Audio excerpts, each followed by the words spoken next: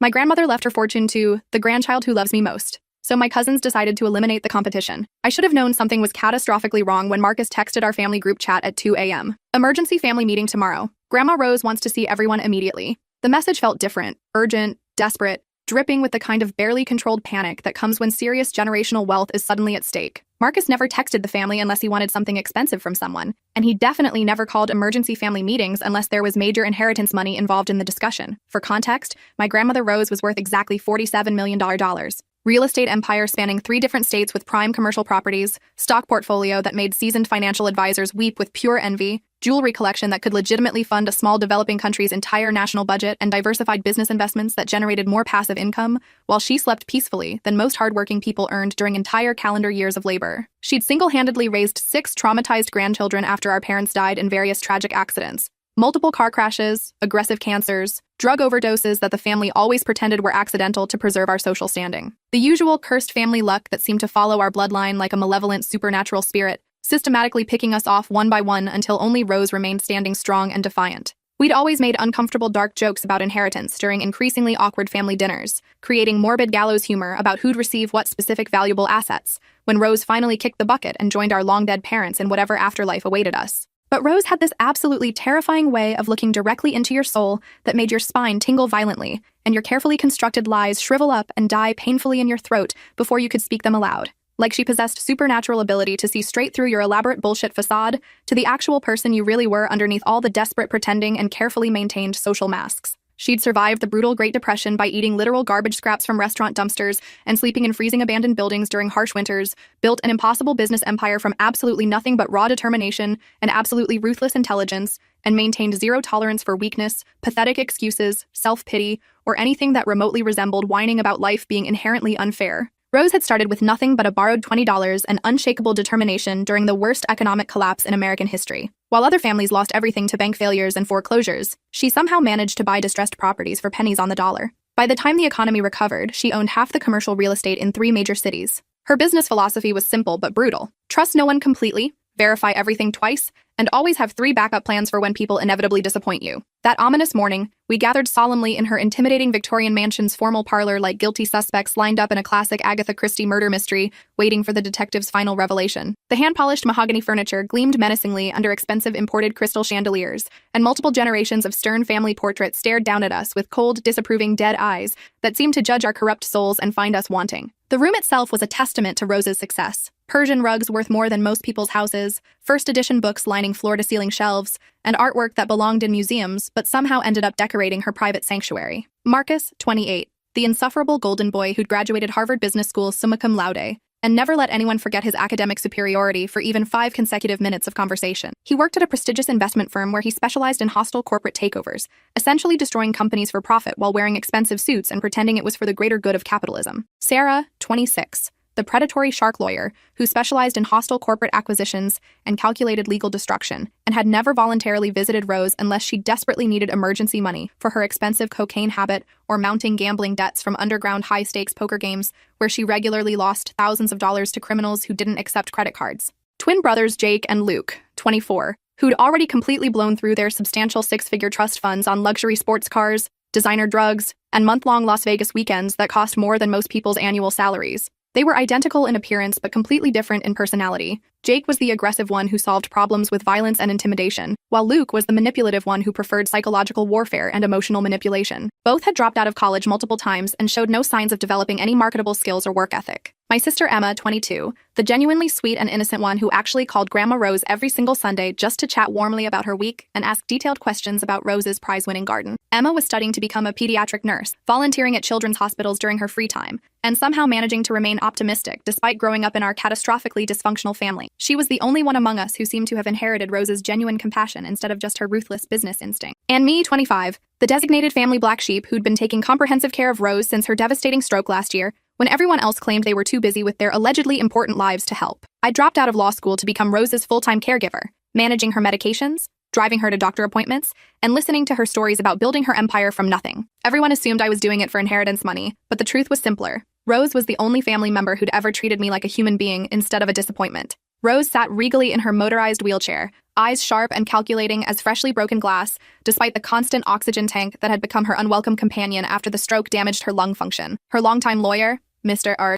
Peterson, stood professionally beside her with official-looking legal documents that made everyone shift nervously in their expensive antique chairs. Peterson had been Rose's legal counsel for over 30 years, and was one of the few people she trusted completely, mainly because she paid him enough to ensure his absolute loyalty and discretion. "I'm dying," she announced matter-of-factly, like casually discussing tomorrow's weather forecast or fluctuating stock market prices. 6 months maximum, maybe significantly less if these expensive doctors are correct about the aggressive cancer spreading rapidly through my organs. So I'm completely changing my will today, and I wanted you all to know immediately. The elegantly appointed room went absolutely dead silent. You could literally hear hearts stopping mid-beat, breath catching painfully in throats, mental calculators frantically computing complex inheritance divisions and potential windfall amounts. The silence stretched on for what felt like hours but was probably only 30 seconds of pure, concentrated greed mixed with barely concealed panic. Instead of splitting everything equally among you like you've been confidently expecting your entire privileged lives, I'm leaving my complete $47 million fortune to whichever grandchild demonstrates they love me most genuinely. She smiled that absolutely terrifying, predatory smile that had made ruthless business rivals surrender entire companies without firing a single legal shot. You have until Christmas Day, exactly 3 months from today, to prove your devotion conclusively. The announcement hit the room like a financial nuclear bomb. Marcus's face went through several color changes, from pale shock to red anger to calculating determination. Sarah immediately started taking notes on her legal pad, probably already planning her strategy to contest the will or manipulate the competition. The twins just stared at each other with identical expressions of confusion and growing panic. They'd been counting on their inheritance to fund their lifestyle indefinitely. Marcus leaned forward eagerly, already calculating potential angles like the Harvard-trained corporate shark he'd become. "How exactly do we prove love, Grandma? What are the specific measurable criteria for evaluation?" "Actions, not empty words. I'll be watching everything you do, everything you say, everything you think I can't see or hear." Her piercing eyes swept across us like prison searchlights hunting for escaped convicts. "The person who truly loves me will reveal themselves naturally through consistent behavior." Emma looked genuinely distressed. Not about the money, but about Rose's deteriorating health. "Grandma, are you sure about this? Maybe we should just focus on spending time together instead of competing." Rose's expression softened slightly when she looked at Emma. "Sweet child, this isn't about competition. It's about truth, about seeing who people really are when money is involved." After she was carefully wheeled away for her mandatory afternoon nap by her private duty nurse, we huddled together in the massive commercial-grade kitchen like guilty conspirators planning a revolution. The entire emotional energy had shifted completely from awkward family reunion to something much darker, more dangerous, and infinitely more desperate. The kitchen itself was larger than most people's entire apartments, with professional-grade appliances and enough counter space to cater a wedding. "This is absolutely insane," Sarah muttered frantically, pacing back and forth like a caged predator. "We should contest it immediately through probate court. Get her declared mentally incompetent due to medication effects." "On what legal grounds?" Marcus asked with calculated coolness. "She's mentally sharp as ever, probably significantly sharper than any of us combined. Peterson will testify to her competency, and she just demonstrated perfect awareness of her situation." Emma looked genuinely worried, her naturally pale face becoming ghostly white. "Maybe she just wants to see us more frequently before she, passes away. Maybe this inheritance competition isn't really about money at all." "Wake up and smell reality, Emma," Jake interrupted harshly, his voice dripping with contempt. "This is about exactly $47 million in liquid assets. The game just changed completely, and there's only going to be one ultimate winner standing." Luke nodded in agreement with his twin. "We can't afford to be sentimental about this. $47 million divided by 6 is still life-changing money. But $47 million for one person? That's generational wealth." That's when I noticed the meaningful look that passed silently between Marcus and Sarah. Something cold, calculating, and absolutely terrifying. Like they were already mentally planning something that would make the rest of us very unhappy, very quickly. I'd seen that look before during family arguments. It usually preceded someone getting emotionally destroyed or financially ruined. Sarah stopped pacing and pulled out her phone. "I need to make some calls. Research the legal precedents for this kind of will structure. And I need to review Grandma's financial portfolios," Marcus added. "Understand exactly what we're competing for." Over the next few days, the family dynamics shifted dramatically. Everyone started visiting Rose with suspicious frequency, bringing gifts and offering help with increasingly desperate enthusiasm. The mansion, which had been quiet and peaceful during my year of caregiving, suddenly became a busy hub of fake affection and transparent manipulation. Marcus showed up every morning with expensive flowers, always roses, obviously, and insisted on helping with Rose's financial paperwork. He'd spend hours in her study, supposedly organizing her investments while actually photographing every document when he thought no one was looking. His Harvard business training made him confident he could optimize Rose's portfolio better than her current financial advisors, and he wasn't shy about sharing his opinions. Sarah arrived each afternoon with legal documents, claiming they were routine updates to protect Rose's assets from potential government seizure or tax complications. She'd spread papers across Rose's dining room table and explain complex legal concepts in a condescending tone, as if Rose hadn't been navigating business law successfully for 60 years. What Sarah didn't realize was that Rose had been recording every conversation, building her own case file of everyone's true motivations. The twins developed a sudden fascination with Rose's war stories and business empire founding history, recording everything on their expensive smartphones with professional quality audio apps. They'd sit for hours listening to Rose describe her early struggles during the Depression, asking detailed questions about her strategies and methods. What they were really doing was creating content they could sell to documentary filmmakers or biographers after Rose died, monetizing her life story for their own benefit. But Emma stopped coming to visit altogether after the first week. When I asked why during our weekly coffee date at her favorite downtown cafe, she showed me the horrifying photographs with trembling hands. Someone had been systematically following her everywhere she went. Professional quality surveillance pictures of her at work, at the grocery store, getting out of her car, walking her rescued dog around the neighborhood park, all with precise timestamps, all recent, all clearly meant to terrify her into staying completely away from Rose and the inheritance competition. "I'm genuinely scared," she admitted, hands shaking violently as she showed me image after disturbing image. "I think they're absolutely serious about physically hurting me if I don't back off permanently." The photos were professionally taken with expensive equipment, showing Emma from multiple angles and distances. Whoever had taken them had been following her for weeks, learning her routine and documenting her vulnerabilities. There were pictures of her apartment building, her workplace, even the inside of her favorite coffee shop. Someone had been studying her like a target. 2 weeks later, Emma called me at 3 a.m., sobbing hysterically into the phone. "Someone broke into my apartment tonight," she whispered, her voice shaking uncontrollably with pure terror. "They didn't take anything valuable like electronics or jewelry, but they left something behind that's much worse." "What kind of something?" I asked urgently, already grabbing my car keys and jacket. "A note. A professionally typed note that says, 'Stop visiting Grandma Rose immediately, or things will get much worse for you.'" My stomach dropped like I'd swallowed molten lead. I drove straight to her apartment complex through empty streets and found her waiting terrified in the brightly lit lobby, too scared to go back upstairs alone to her violated sanctuary. The note was typed perfectly on plain white paper with no identifying marks, completely untraceable, with no fingerprints or DNA evidence visible. The break-in had been professional. No forced entry, no damage to the locks, no signs of violence or ransacking. Someone with lockpicking skills had entered quietly, left their message, and disappeared without disturbing anything else. It was a precision intimidation operation designed to terrify Emma without leaving evidence that could be traced back to the perpetrators. That night, I secretly installed multiple hidden security cameras around Rose's entire property without telling anyone in the family. What I captured over the next week made my blood run completely cold with horror. The high-definition footage showed Marcus and Sarah meeting secretly in Rose's moonlit garden at exactly midnight, thinking everyone was safely asleep. I enhanced the audio quality using sophisticated software I'd learned about online and heard every single word of their chilling conversation. "Emma's still clearly the obvious favorite," Sarah was saying, cigarette smoke curling around her words like poison. "Rose's whole face lights up like Christmas morning whenever someone even mentions Emma's name. She's definitely the biggest threat to our chances. Then we need to eliminate her from the competition permanently,"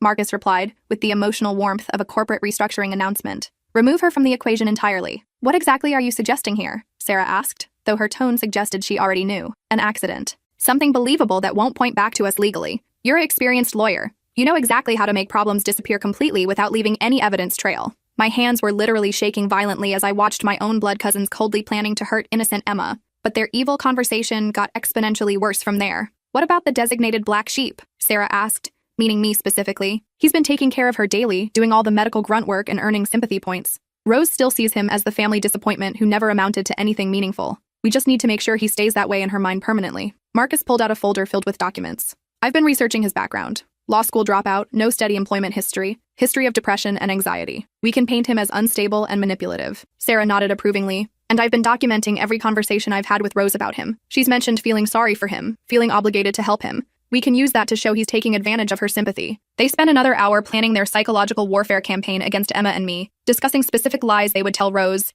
evidence they would manufacture, and ways to make us look like greedy manipulators while positioning themselves as Rose's protectors. That's when I finally understood the complete bigger picture. Emma's apartment break-in, the professionally typed threatening note, the systematic surveillance photographs. They were strategically removing anyone who threatened their inheritance chances, using psychological fear and physical intimidation as calculated weapons. The next morning, I called Emma immediately and told her everything I'd discovered. "We have to go to the police immediately," she said, her voice stronger than I'd heard in weeks. "With what concrete evidence? A recorded conversation about inheritance money? They haven't actually committed any prosecutable crimes yet being the absolutely terrifying keyword here. I made a potentially life-changing decision. Pack a bag right now. You're staying with me until this nightmare is completely over, and we're going to beat them at their own evil game. For the next month, I documented everything obsessively like a private investigator building a case. Marcus bringing expensive gifts while secretly photographing Rose's private financial documents and personal papers when she wasn't looking. Sarah having Rose sign complex legal papers that weren't really routine updates. They were systematically giving Sarah comprehensive power of attorney in case Rose became medically incapacitated.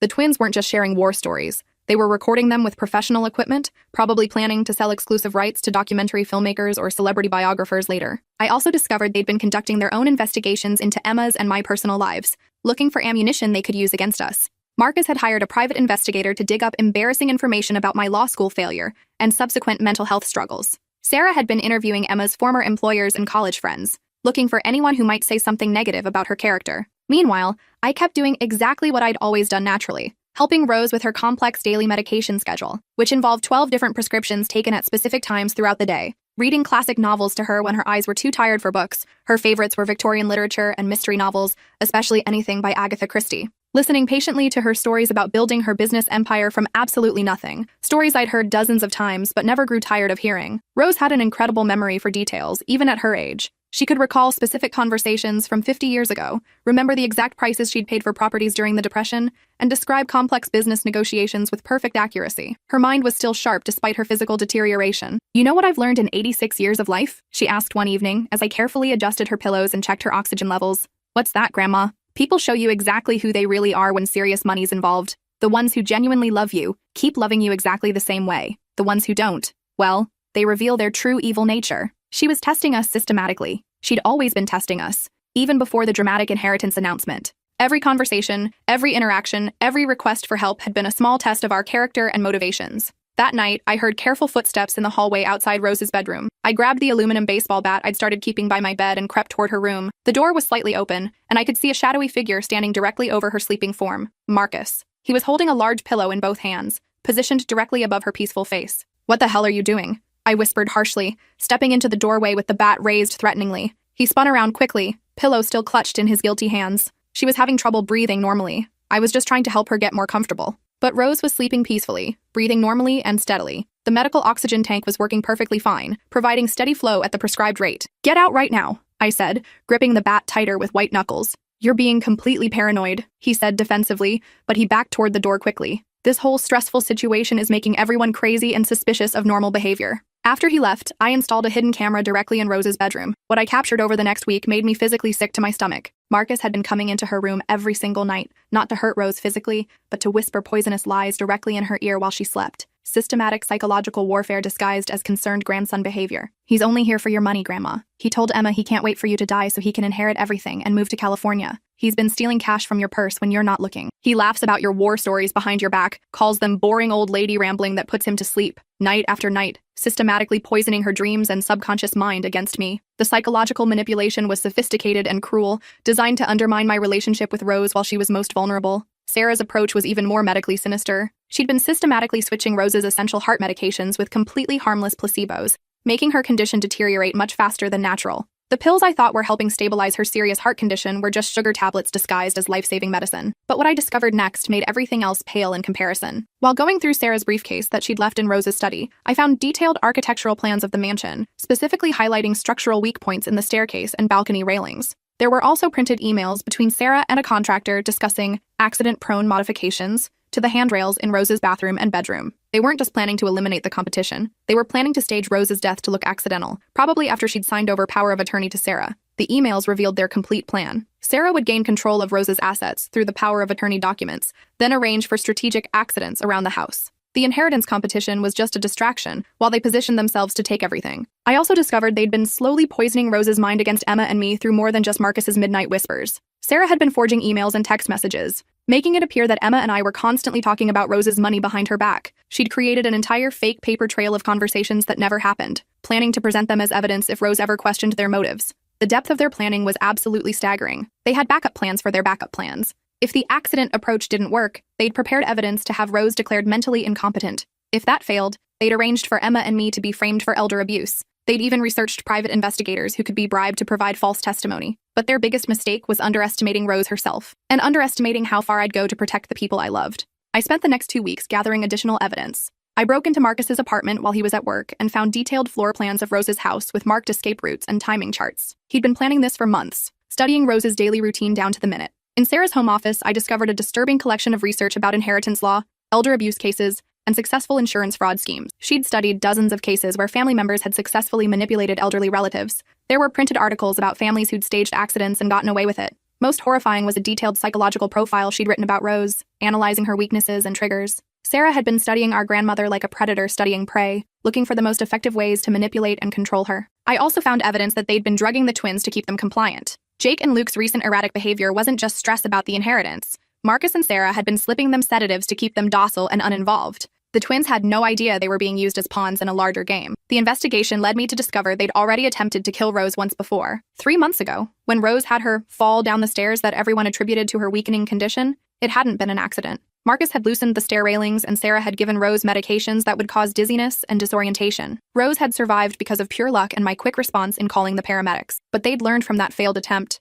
and were planning something more foolproof this time. I realized they were escalating their timeline. The inheritance competition deadline was still weeks away, but they couldn't wait. Rose was getting suspicious, asking too many questions about the legal documents Sarah kept bringing her to sign. That's when I discovered their final plan. They were going to stage a home invasion gone wrong. Marcus had already hired criminals through his underground contacts, the same people who'd broken into Emma's apartment. The plan was to make it look like burglars had killed Rose during a robbery, with Sarah conveniently being the only family member with legal access to the estate. Emma and I would be framed as the masterminds, since we were the ones living closest to Rose and had the most access to the house. They'd already planted evidence in my apartment. I found it during a search after becoming paranoid about their reach. But I had one advantage they didn't know about. Rose had been testing us from the beginning, but she'd also been testing them, and she was far more aware of their schemes than they realized. The confrontation came sooner than I expected. During what was supposed to be a routine family dinner, I walked into the dining room to find Marcus holding a knife to Emma's throat, while Sarah stood over Rose with a syringe. "You've been a problem," Sarah said calmly, as if discussing business. "Too curious, too protective. It's time to accelerate our timeline." Emma's eyes were wide with terror, and Rose looked genuinely frightened for the first time since I'd known her. "Let them go," I said, stepping into the room with my hands raised. "This is between us." "No, it's about $47 million, Marcus replied, pressing the knife closer to Emma's neck. "And you've been standing in our way." That's when I activated the live stream I'd set up on my phone. Every word, every action was being broadcast directly to the police station, where Detective Morrison was watching in real time. "You're making a mistake," I said, trying to buy time. "Rose isn't as helpless as you think." Sarah laughed bitterly. "The old woman can barely walk. What's she going to do?" That's when Rose spoke from her wheelchair, her voice stronger than it had been in months. "I can do this." She pressed a hidden button on her wheelchair, and every door in the house locked automatically. Steel shutters dropped over the windows. The mansion's security system activated, trapping everyone inside. "What the hell?" Marcus screamed, loosening his grip on Emma just enough for her to break free. "I've been preparing for this for months," Rose said calmly. "Ever since I realized what you were planning. The inheritance competition was just bait to make you reveal your true intentions." Police sirens were already approaching the house. Sarah lunged at Rose with the syringe, but I tackled her before she could reach her target. The needle went flying across the room, shattering against the marble floor. Marcus tried to run, but the locked doors trapped him. He turned on me with the knife, wild with desperation. "You ruined everything!" We fought viciously, crashing into furniture and breaking priceless antiques. He was younger and stronger, but I was fighting for my family's lives. Emma grabbed a heavy candlestick and struck him from behind, just as he was about to stab me. He collapsed unconscious as the police finally breached the security system and stormed into the house. Sarah was still fighting like a cornered animal, screaming about her rights and threatening lawsuits even as they put her in handcuffs. "You can't prove anything. This is all a setup." But we had everything on video. The live stream had captured their confessions, their threats, their attempted murder. There was no denying what they'd done. As the paramedics checked on Rose and Emma, Detective Morrison pulled me aside. "We've been investigating them for weeks based on your tips," he said. "But this live confession was exactly what we needed. They're looking at life sentences." The twins, who'd been found drugged and unconscious in the garden shed, were taken to the hospital. They'd been completely unaware of the violence, sedated to keep them out of the way during the final confrontation. Rose, despite everything she'd been through, insisted on making her final will changes that very night. With Mr. Peterson and the police as witnesses, she signed the documents that would secure Emma's and my future. "I want this finished tonight," she said firmly. "I won't give them any chance to challenge this from prison." The next few months were a blur of trials, media attention, and legal proceedings. Marcus and Sarah both received life sentences without the possibility of parole. The evidence against them was overwhelming. The recordings, the forged documents, the attempted murders, everything. The twins, once they recovered from the drugs, were horrified to learn what had almost happened. They'd been unknowing pawns in a game that could have killed their entire family. Jake immediately entered rehab, and Luke started therapy to deal with the trauma of discovering how close they'd come to being accessories to murder. 6 months after the trial ended, Rose passed peacefully in her sleep. Emma and I were by her side, holding her hands as she slipped away naturally, surrounded by love instead of the violence Marcus and Sarah had planned. Her final words were simple: You showed up when it mattered most. The reading of the will was a formality at this point. Emma received $30 million and immediately enrolled in medical school to specialize in geriatric care. The twins each received $2 million, enough to rebuild their lives if they made better choices.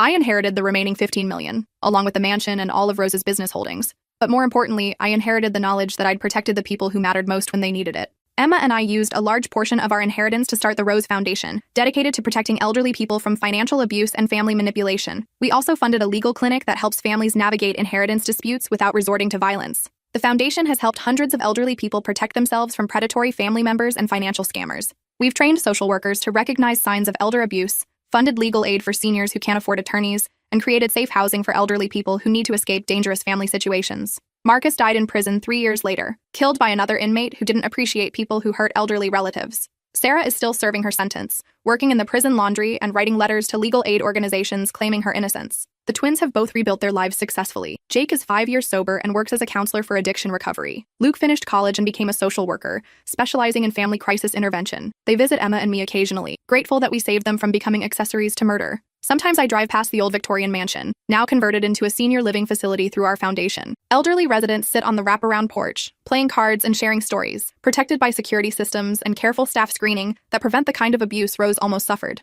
Emma visits the facility weekly as part of her medical practice, treating residents who remind her of our grandmother. She's married now, to a fellow doctor who treats her like the treasure she is. They're expecting their first child next spring, a little girl they plan to name Rose. And me? I learned that inheritance isn't just about money. It's about values, character, and the choices you make when faced with impossible situations. Rose left me more than just millions. She left me the knowledge that when it mattered most, when evil was wearing the mask of family and love was being weaponized for greed, I chose to protect instead of profit. The real inheritance wasn't the money. It was the lesson that some things are worth fighting for, even when the odds seem impossible. I had shown up when it mattered most, and that made all the difference in the world.